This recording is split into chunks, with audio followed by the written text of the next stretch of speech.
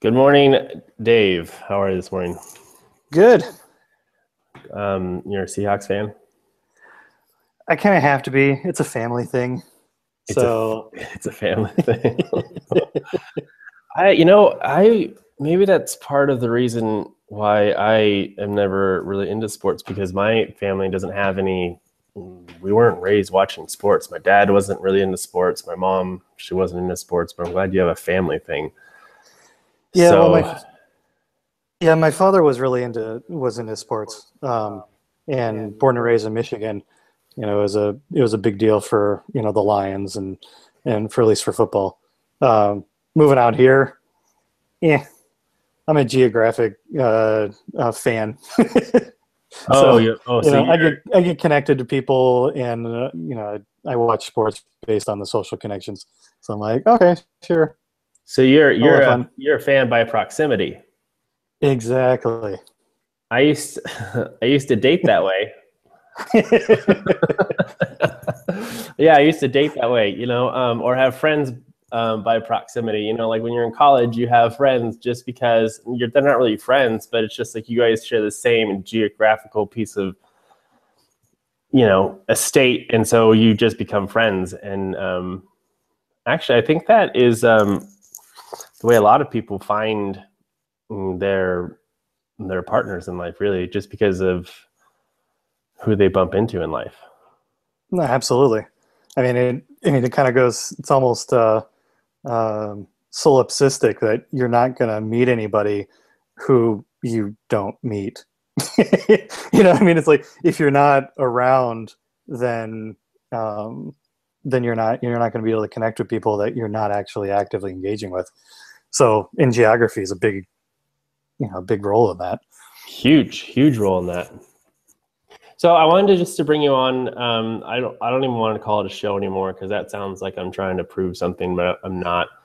Right before the call, I said, just to trust your gut on this one. And if I had a desire right now, and I think our desires change, it's to just be open with what I've been learning about myself in hopes that it might, as we kind of dive into this, might help somebody else along the way too.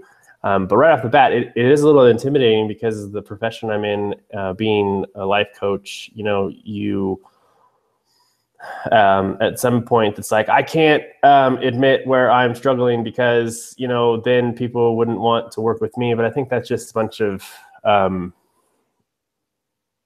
fear-based scarcity mindset. So I'm just like everyone else. I have my struggles and stuff too. But I think the most important thing is to work through them and not just to hide in a closet somewhere. Honestly, like I wanted to do this morning, I was like, I don't want to get up and talk. I don't want to get up and connect. That's the last thing I want to do. I don't want to do that this morning. It's nice here.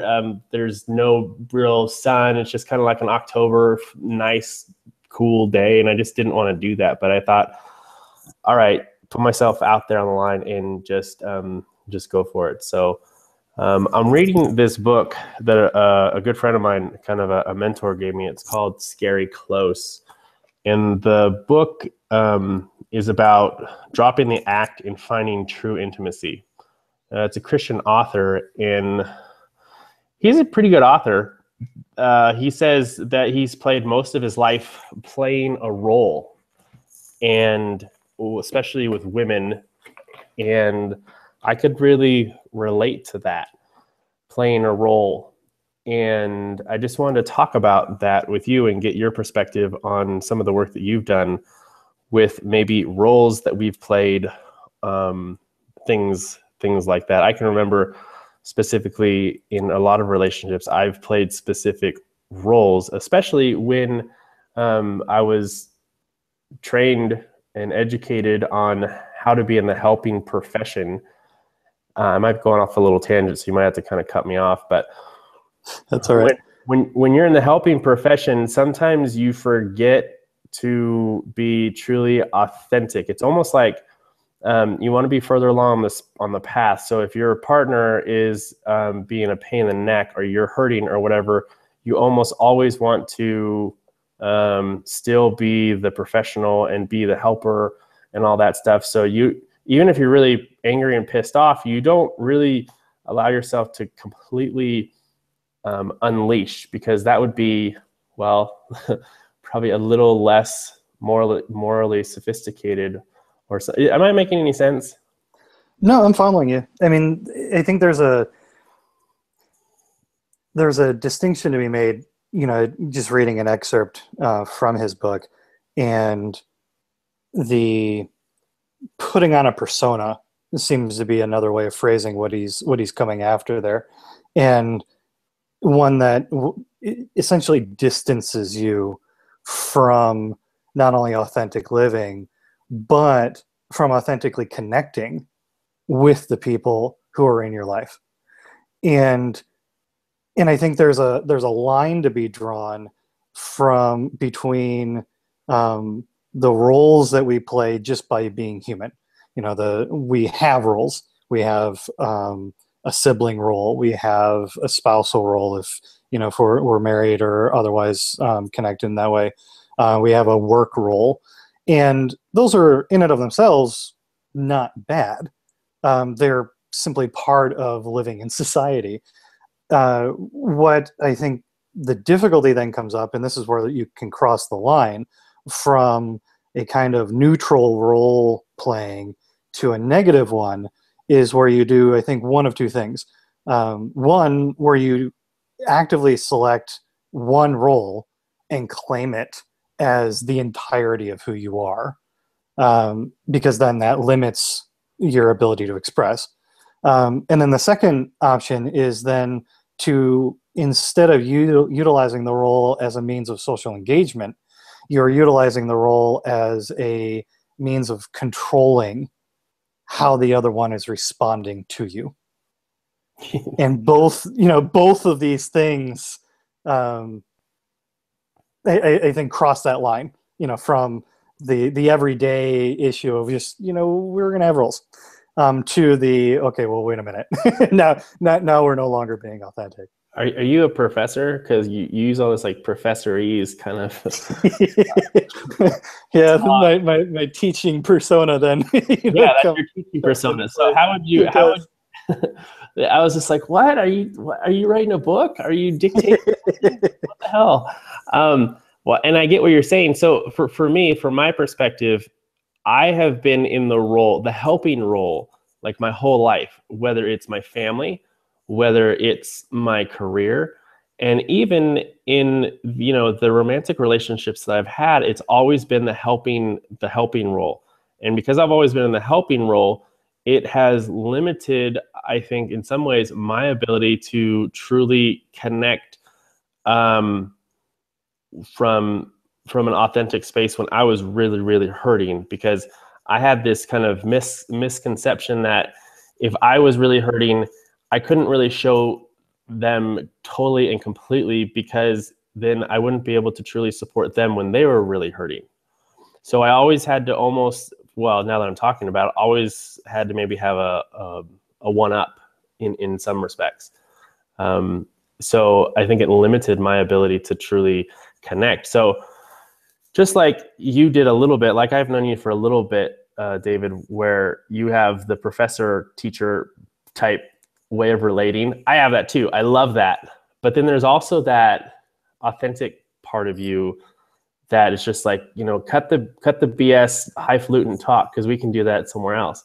But how do you get out of your role and just connect? Because I think that I have been trained in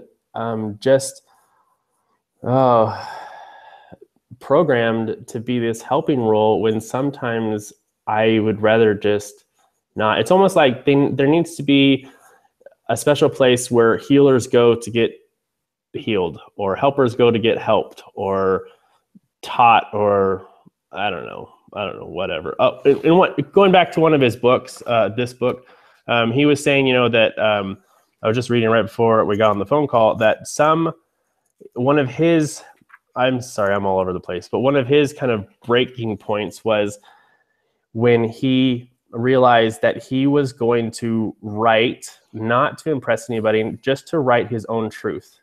And when you're writing from a Christian perspective or a religious perspective, There are some authors out there that he realized would not share any of their fallacies because they felt that if they did, they wouldn't have this religious or spiritual leverage. In other words, people wouldn't believe what they were writing because obviously they couldn't uphold the same standards. And I think as a coach, as a therapist, I've kind of fallen into that trap too, where I feel like I can't fully express where I might be struggling, because then, well, who would want to come to me to get some help or support if I was truly honest and open?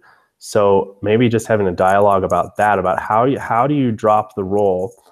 When is it healthy? When is it not in relationships? So just kind of maybe just to have fun with that one. Oh, absolutely. And I think, the dropping of the facade, so to speak, is helpful anytime that, before I was talking almost like in a principled manner, and then in the actual practical, in the lived experience, when you're within that, relational bond, you're seeking, how do we expand this? How do we further this connection, whatever one may be, and it's that point where you go, wait a minute, because we have this shared experience of our humanity in this relational context, my suffering is going to connect with theirs, and the exploration of that is going to help facilitate and expand that bond that's already growing. And so, in therapy, it often then, can you just give me an example from your life? Because I think that would help. Absolutely. So, for instance, even going into how to drop, for instance, myself the kind of academic role, the recent experience in a therapeutic role where I used a term, and it clearly was my term and was not theirs. And it was this reflection that I gave, and this person got, the look on their face like, wait, what the hell did you say? And so, and actually, and I just looked at it and I said, you know what? That was me. That was all me there. And it appears to me that I lost, the connection that we were having. And they just kind of chuckled a bit, and they started laughing. They're like, yeah, I didn't really follow you on that one. And I'm like, yep, that was me. So how about, this way, how would you, describe it in a different way, even to myself, because I'm here, obviously, being, big ignorant about what it is that you're, describing your world. And they, the person went back and said, yeah, well, and they described it a little differently. And then I reflected a little differently in using their words. And they're like, yes. And I'm like, thank you. It was that moment of going, yes, from one perspective, I still have this role. At another perspective, I'm not losing sight of the fact that you and I are in this place together. You and I are working together. And anything that I do to distance that is going to be ultimately unhelpful. It just is. And in that instance, the acknowledgement of the mistake, the acknowledgement of the distancing aspect of the role that I was doing, and then working towards a better understanding of where they were coming from, actually ended up making everything even better than what it was before, because there was a genuine authenticity there. There was a genuine sense of going, oh, right, yes. The quote unquote therapist, this person who supposedly is supposed to have everything together also makes mistakes and misses out, and like, yep, it's true. And then we could keep going with it. So it was nice. Yeah. So what about in relationships obviously there are aspects in life where there's a clear distinction. So you are a CEO of a company, obviously there has to be clear distinctions, because that's your role. That is your clear line of obligations of position. So that's clear. However, in the relationship world, and I'm talking about intimate relationship, friend relationships, how does one, I struggle with this, honestly, avoid continuing that role of wanting to be the wise one, the spiritual one, the one that has helping, the one that kind of has his stuff sort of together, and just, hey, this is me, this is who I am. Because I think honestly, sometimes if I'm completely transparent, it's like I go around in some circles trying to sound fabulously brilliant, so that'll be like a hook for someone to say, that guy has some cool stuff to say. I would want to go pay that guy some money to go connect with him and learn from this guy. But that's kind of, I don't know if that's gaming or whatever. I'm just realizing this stuff as it comes up. I love doing the work that I do, but sometimes I wonder if I would just drop a lot of the role and just connect for the sake of connecting, if there would be a difference. And then in your intimate relationships, like with your partner, do you ever find yourself vacillating back and forth between or having a role? But I know your partner, because I met her once. She can share that intellectual space with you, but I'm wondering if there's a time where you found that maybe that's not the most helpful, because when we're talking about vulnerability, that you might be playing a role to not expose yourself in a relationship. That was all over the map. So just pick from wherever. Well, and I think one of the difficulties, and this comes back, this is why I often start on topics like this. I start from a more academic, a principled stance, because I want to go, okay, how do I want things to be guided by, and then how does it get put into practice? Right. And so, coming back to the to boil it right down, number one error is one role is all encompassing. Second error, distance error rather than connection. So you look at those and go, okay, well, these are two ways that can be problematic, can reduce the authenticity of the relational connection in whatever it is. We'll keep it within intimate friends and others. And I think one of the problems we can go too far with it is to say that roles in and of themselves are problematic. And I actually come at it and go, no, I don't think they are. What becomes problematic is when I'm using them to say this is all I am, or I'm using it to distance. And thankfully for myself, having that real partner, all of the roles that I am can get expressed and met, because point A, I may be this, point B, I may be this, point C, I may be something else. Now I am all of those things, and even more as different situations come up, as different conversations come up.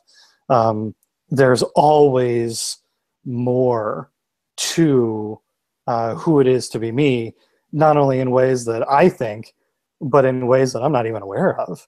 And that's the joy, I think, of a really great, whether it's a romantic partnership or just even really good friends or even work environments.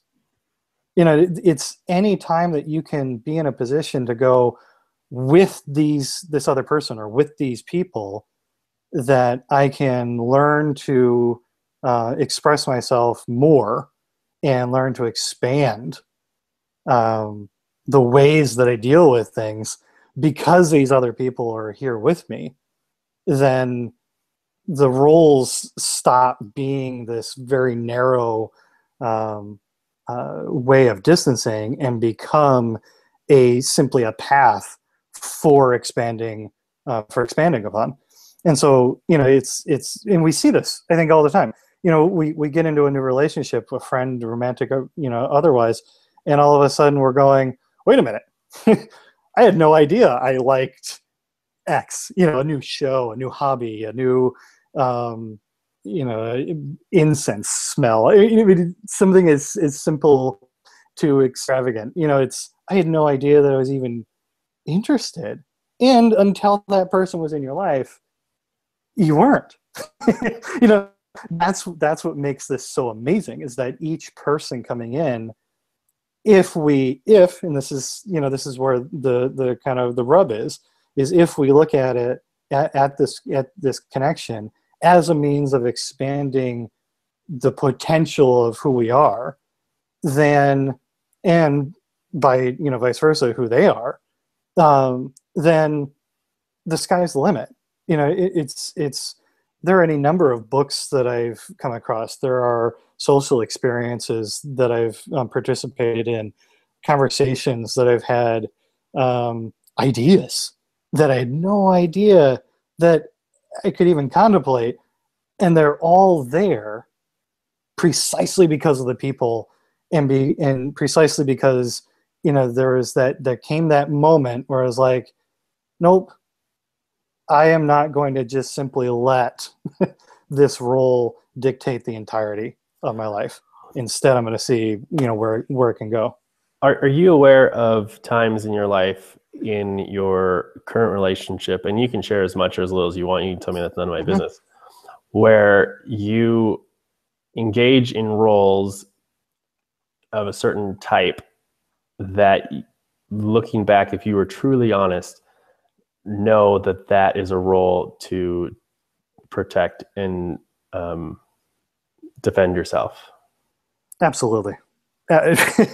So what's your preferred way? I think in particularly, through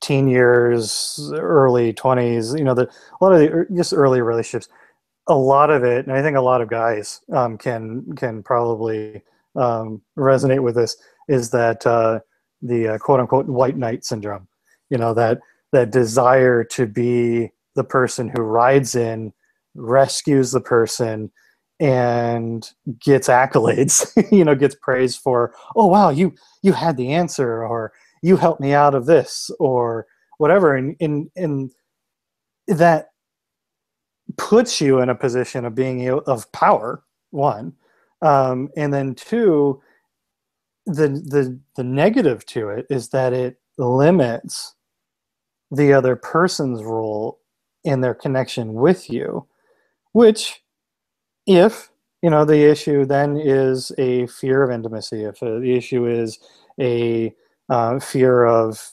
rejection, then operating from that role of that knight, of that savior, another phrase is that savior complex kind of thing, operating from those things, from those places, is a means of going, of saving yourself of that safety of going, okay, well, then I only go this far, and then I can step back.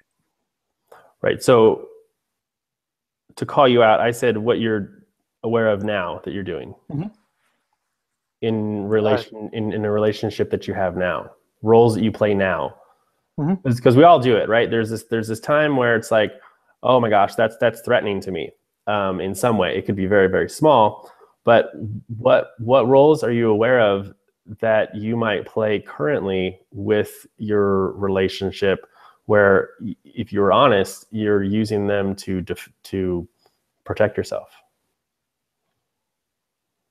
I think one of the fascinating things right now is that it's not happening. It's not a role issue. It's a more internal narrative issue. Like, how do I see my actions then contributing to a situation? And it's less a conscious attempt at playing a role, and more of a, well, this is how I've always considered my relationship to be in connection with, work, finances, whatever. And then you step back and go, okay, well, here's the space to work on it. And a really great relationship provides that space to then not only work on it individually, but then come together and go, oh, right, okay, here's what I've been thinking about. Here's how I want to move forward. And then doing so together and going, okay, this is what can be changed. Or if this, if particular behavior pops up and you're just like, oh, well, okay, they're thinking about, X. Okay, well, space, time, and then you talk about it later and then you move on from it. I think that's I think it's right now one of the, like I said, one of the fascinating things is that there is no deliberateness in the roles. And that's where I count myself ridiculously blessed by it. Yeah, and I would suspect that a lot of roles that we play, I'm becoming more aware of the roles that I play. But before I started to look at my own stuff, a lot of it was unconscious. A lot of it was just things I would do to protect from being exposed. One thought that I had right now, as you were describing it, was sometimes it's possible, and I'm just going to put it out here, just a brand new thought. The difference between abundance and scarcity, or security. I tend to like certain things that I know are going to be the same. And if a role is clearly defined, I know what to expect. And as I have entered relationships over time, I think people have learned what to expect. But now I'm starting to realize that what I have led them to expect is not truly who I am, but it's more of a role. So that's scary because in the meantime, I think a lot of there might be some lost or changing relationships or whatever. But I think a lot of times we assume roles because we're afraid that if we don't have a clear definition to give people, to share with people, that the other people will not stick around because they want something definitive to hold on to.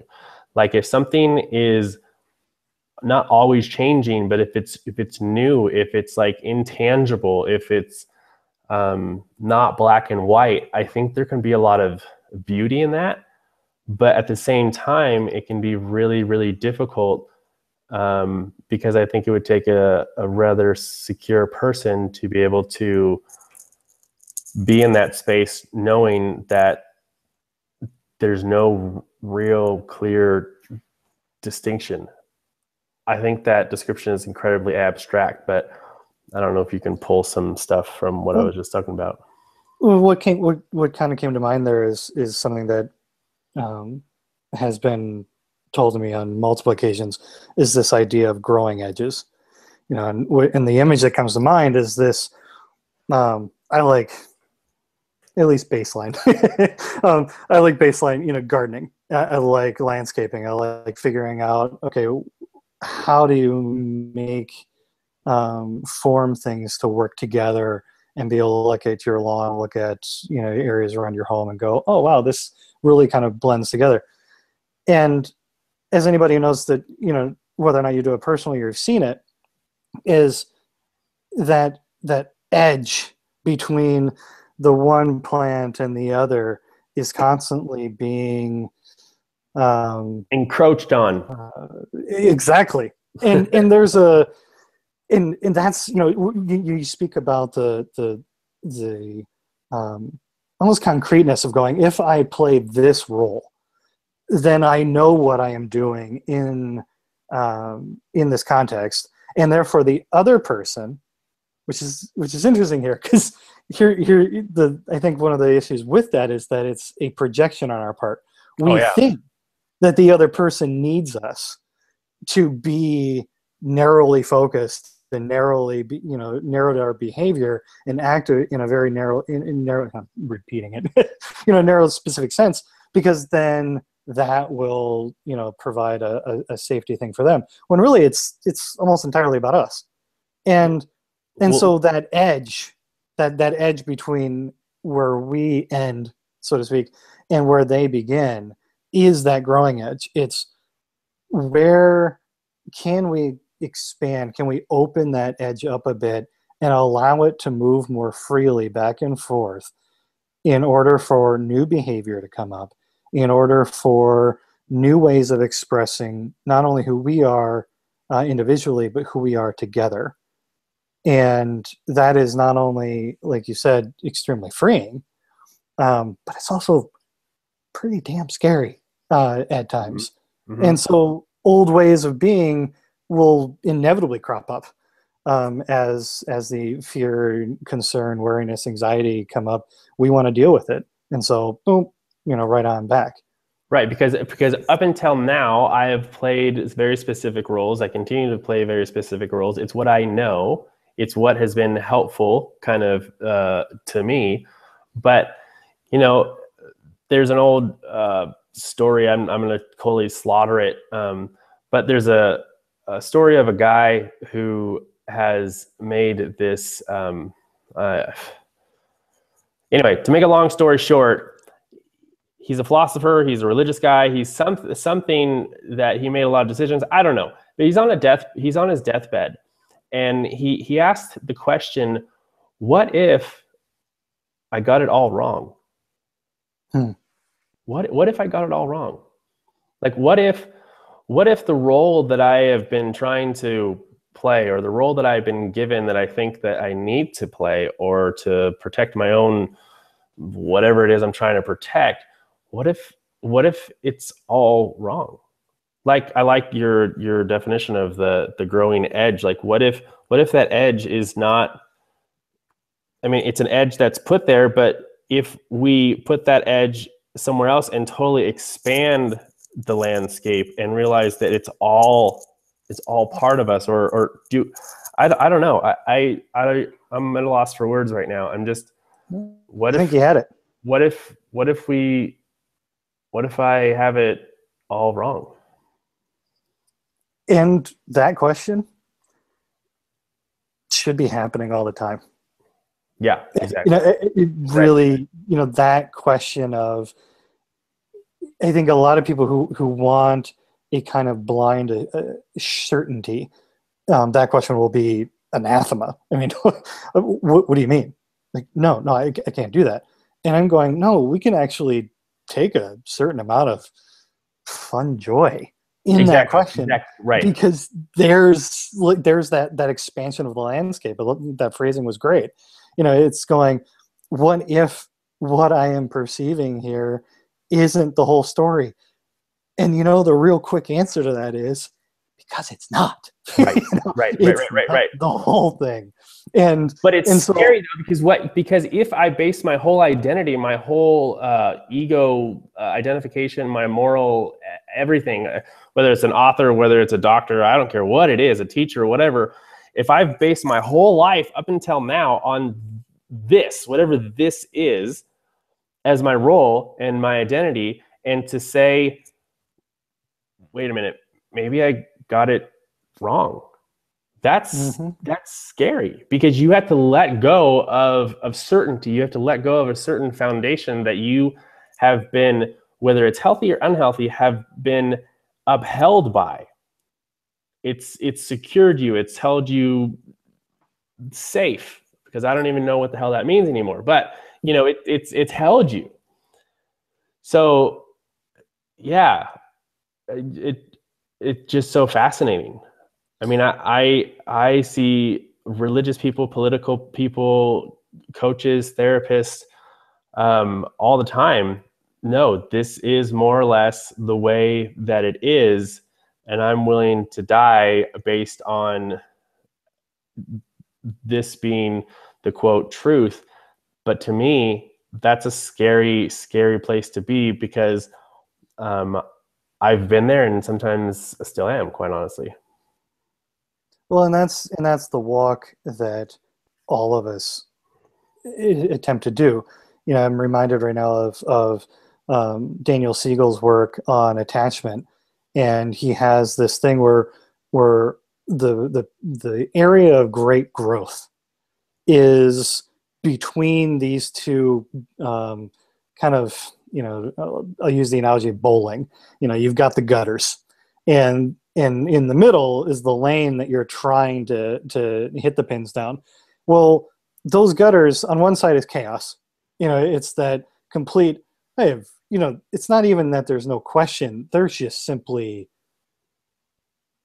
abject nothingness. There's really no way of, there's no groundedness at all.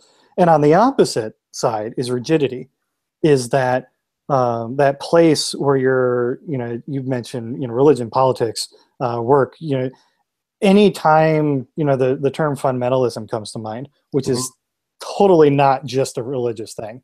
It's any point where a person says, I don't need to worry because I have this way of being. Right. I don't need to be more because all the more that I am is bound within this one role. Well, that is, there's rigidity. There's that point where you're just this rock that isn't moving and isn't interacting, isn't changing. And that's one of the issues with interaction, is that you cannot interact with anything, personal, social, anything, without being changed in the process. And so that walk there is finding that But I kind of disagree, and not totally. And I'm sorry to cut you off, but I think sometimes it's just helpful. So if I agree that it's almost impossible not to be, I don't know about change, but influenced for sure. So if I take a position of moral superiority, or I don't know, a higher level of development or higher level of consciousness or whatever, and I'm in a relationship or whatever, then I'm going to hold myself in a position that is not really open. And if I don't hold myself in a position that's really open, then I'm less likely to be influenced and changed, because I kind of have it all figured out. And that's a dangerous place to be, right? That's a dangerous place to be. absolutely. When I want to prove whatever it is that I want to prove, or I want to hold on to that role because, well, this is the right role. This is what I've always known. One of the, I wrote on my Facebook page the other day, I don't know if you saw it. I said something to the effect of, what is more scary than letting go of something you'd rather not? I did see that one.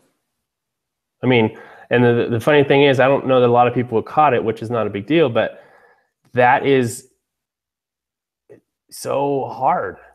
Whether it's a role you're playing, whether it's a relationship, whatever it is,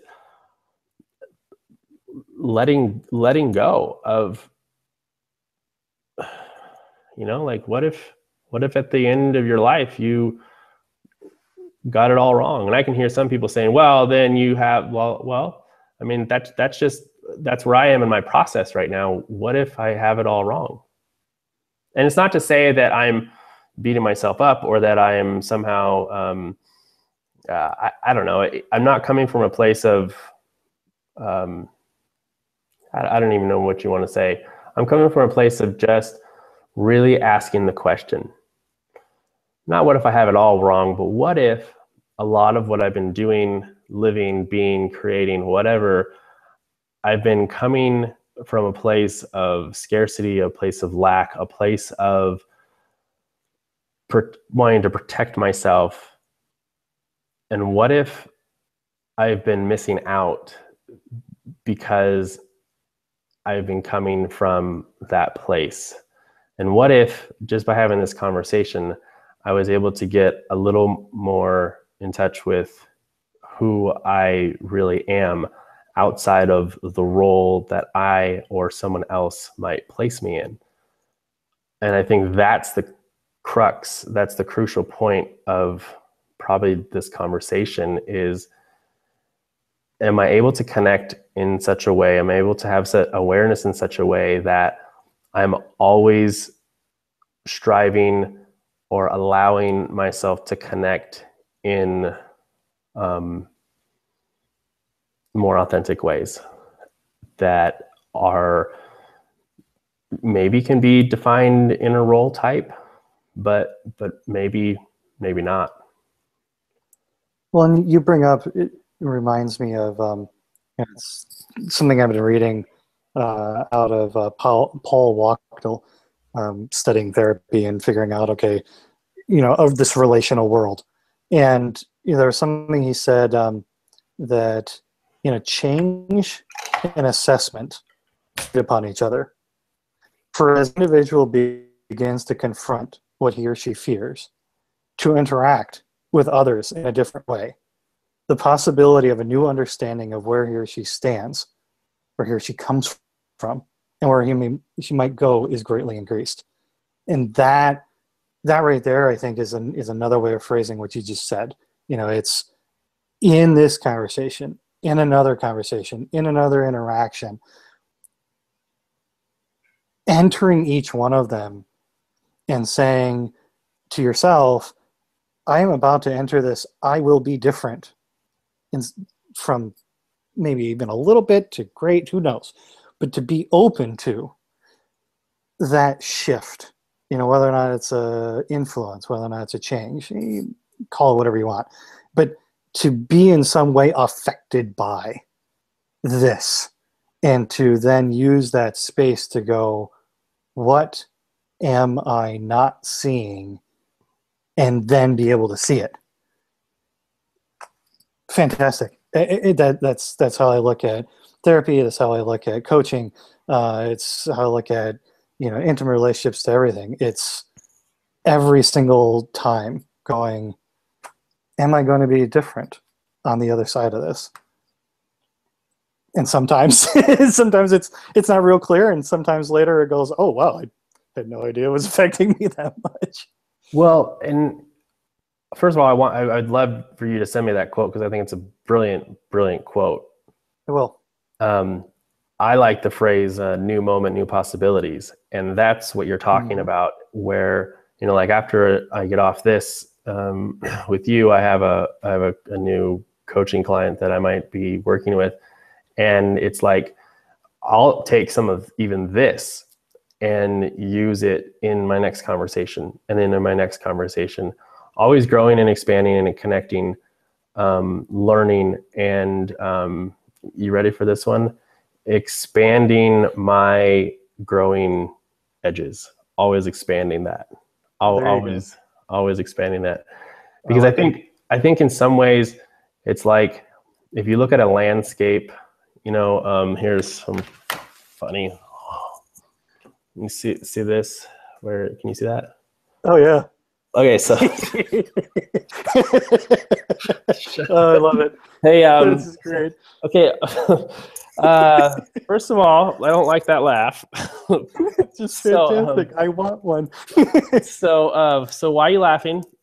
No, I love it because I want one. I'm like, I so want. Yeah. Do all of them move? So it's yeah. Oh, that's fantastic. Okay, but I'm gonna make a point here. Okay, so this is my little landscape, and they all move and all this kind of stuff. So, but if these are my growing edges, then I'm in a little bit of trouble.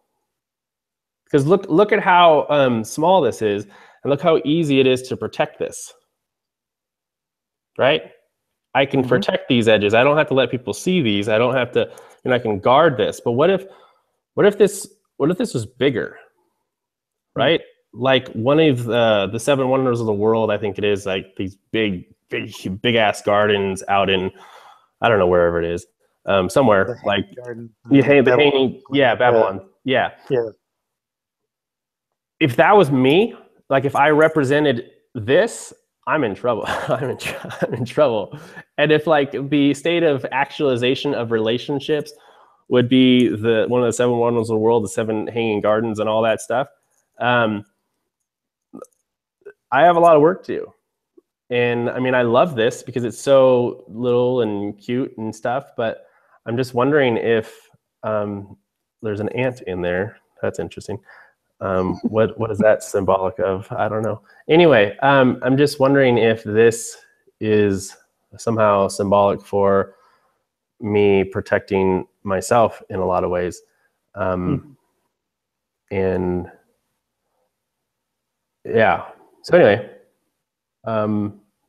move the boundaries of your sandbox. Oh, that was very cute. Okay, but if you look at it, it's kind of hard for other people to play in my sandbox. Yeah. Yeah. Well, and that connects right with what you just said. If it's too small, difficult to have bigger, broader, more expansive relationships. Right. It's almost as if I had a bigger one and I invited you over to have a relationship with me, you would be able to take some tools that I would maybe give you, or maybe some tools you have on your own, and etch into the sand there to make your own creation. But this one is so damn small that there's not a whole lot of room for you to make your impression. Absolutely. Yep. Spot on. So I'm going to be, as cheesy as it sounds, trying to expand my sandbox. It's cute. It is cute. I'm gonna actually write it down. Expand your sandbox. There you go. So I'm gonna have to wrap up, but I wondered if you were able to kind of pull out some gems or things that you found valuable, or insights, or just what you found interesting as we were kind of talking, because I liked it. It was a coffee shop kind of talk, and it was helpful to me, just to kind of talk. And I don't really care if anyone listens or not, but well, that's not true. I'd kind of like him to listen. That was a defense. I'm sorry for saying that, because that's not exactly true. But so if you had to close it up or wrap it up, things maybe you've learned, or things maybe have that come of in your awareness, and I'll share some of mine, and then we'll wrap it up until we do it again. Oh, and tell me a little bit about. No, we'll put that in the blog or the post or whatever, because you're a coach. You're a coach, right? Yes. Okay, and you have your own program that you've developed as far as relationships and things like that. Yep. And we can put the link to that in the post entry. Okay, that's fine. Perfect. So what? Go ahead. I think the first what just came to mind is that just in the evolution of this conversation, going from a kind of feeling out and almost a stilted, like, how does this other person think? How does this other person view? Yeah. And vice versa. Like, both of us kind of feeling each other out, going, how do we talk? Because and that's true of everybody. We all talk just a little different with each person we come across. We won't use the same words. We won't use even the same the mannerisms and so on. People are going to draw out of us different things. But if you don't take the time to figure out what that is, then something has been lost. And if we had stopped in the first 5 minutes and gone, you know what, there's something not here, where are we going to go with it? And they said, well, moving on. Well, yeah, because then something would have been lost. In the beginning, it was kind of painful. I mean, for me, it was. Yes, oh, what have I gotten myself into? Yep, same feeling. And if you had stopped, then everything that was learned, throughout, even that would have been lost, would not have been learned. And I think that's one of the biggest things for that I take from it is that anytime that I feel a distance, a disconnect, then it's not necessarily. I want to put put a qualification. Sometimes it is good to leave, danger or otherwise. But in this, feeling that kind of disconnect doesn't mean that there's no possibility of building something. It just means that you have to step outside of, to kind of bring it full circle, to step outside of that role narrow mentality and go, where are the edges that need to be pushed in this situation in order to make this grow? And not to puff ourselves up, but I think we did pretty good. Is the intention to look at edges that we need to be pushed, or to look at edges that we need to be mindful of that may exist, that may get in the way of our connection and growth? Both. I think a little bit of, it just depends on the situation, and how you want to look at it. For some people, a pushing might be a little much. Right. For another person, looking at it is simply a kind of just to see where they are is, I think. So great. hearing what you've heard me share, what would you kind of challenge or push me to consider? I mean, if you were to be honest and just share, what would you? I think the concern over roles can be too focused on. It's and that in and of itself, it's remembering of was it George Lakoff? Other people have said it, but it's I think a Buddhist philosopher said it as well. Anyway, it's that whole thing of don't think of an elephant. Well, okay. Obviously, that very question has me thinking of an elephant. And the same thing then comes with roles. The attempt at, if you're constantly thinking about, no, I'm not going to play this role, well, then that role ends up being always there. And at some point, there has to be a kind of acceptance of some things have been learned. And in order to move past them, it's about learning the next thing, not unlearning the previous. If that made sense. Yeah. So what would your challenge be? To focus on the next.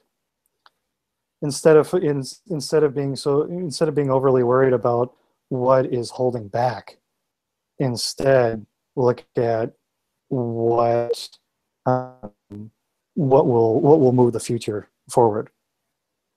Yeah.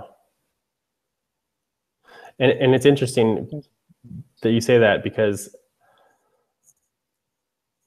when I was looking at the roles that I play, I'm really looking at dropping those as much as I possibly can to create the next connection that I can.